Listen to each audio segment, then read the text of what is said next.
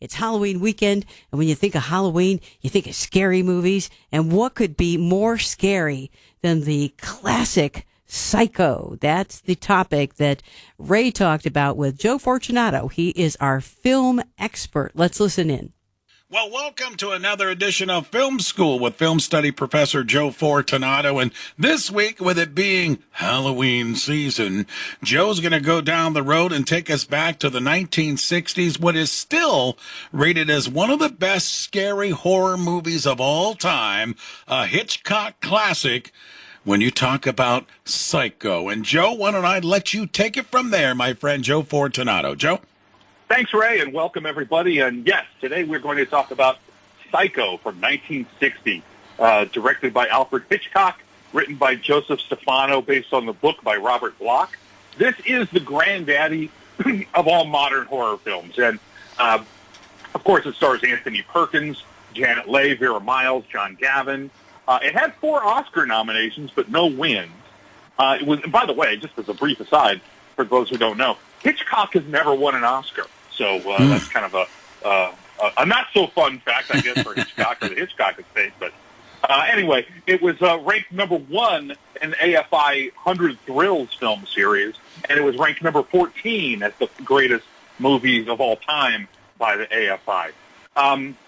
It's based on the novel, as I said, by Robert Bloch, and that novel was actually based on the crimes of Wisconsin murderer Ed Gein, who was the inspiration for other films such as Texas Chainsaw Massacre and Silence of the Lambs. So the horror lineage here runs pretty deep.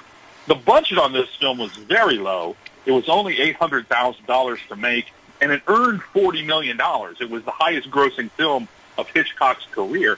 And because Paramount Pictures didn't think that the movie was going to do very well, they actually agreed to let him take 60% of the movie's gross. So his personal earnings from the film were like $15 million, which is, over $100 million in today's dollars. So Hitchcock did very well by this film, not only creatively, of course, but financially as well. The other kind of fun thing about Psycho, from a historical standpoint, is that before Psycho, movie theaters would just play movies all day, and people would pay their ticket. They would come in, and they could just sit there all day. They might come in the middle of the movie and stay and watch the end of it and then see the beginning, or, sometimes cartoons and stuff like that. But Hitchcock made all of the movie theaters that were showing Psycho sign a contract that they wouldn't let anyone in until the start of the film, and they wouldn't let anyone in after the film started because he wanted to preserve the suspense and the ending. So if they were late, they couldn't come in. And this started formalizing the whole process of sort of mandatory seating times and show times that we see today. So we can thank Psycho for that as well. Joe, let me ask. Go ahead, sure. I'm sorry, I thought you were done there. I was going to ask you, I like the movie Psycho. You look at it differently, being a film study professor. What in your mind makes this movie stand out? Like you said, number 1 on the thrill charts, and I've been reading some charts how this is still, through all the years of horror movies, in the top 5 of almost everyone's list. What made this thing stand out in your viewpoint? Well, I think it all comes down to Hitchcock. I mean, Hitchcock, has the name Master of Suspense, and he certainly is.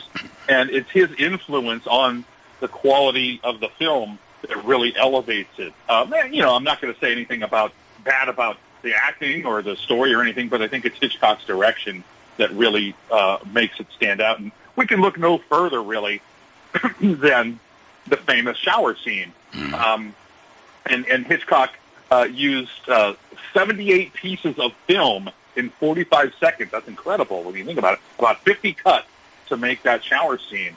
Some fun facts. I think a lot of people already know this, but if they don't, one of the reasons he shot it in black and white is because he thought the blood would be too gruesome in the shower scene. So when in black and white, they used chocolate Bosco syrup to photograph as the blood. So it shoots as blood in black and white, and that's kind of a famous fun fact.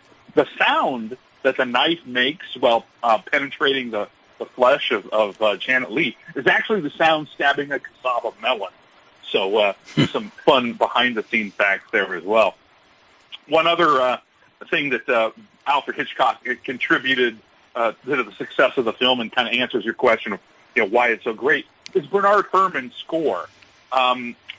Hitchcock said 33% of the film success is due to the music. In fact, he liked it so much that he doubled the composer's salary once it was finished. And it's entirely string instruments. It's pretty famous. In fact, that music is ranked number 4 on AFI's 100 years of film scores. I always love to use the AFI list because they're so iconic.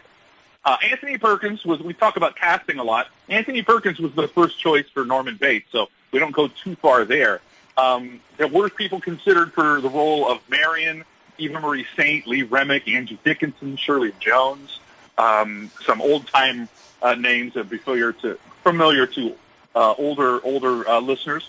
For the other roles of Sam Loomis, there was Brian Keith, Cliff Robertson, Rod Taylor, Ted Knight.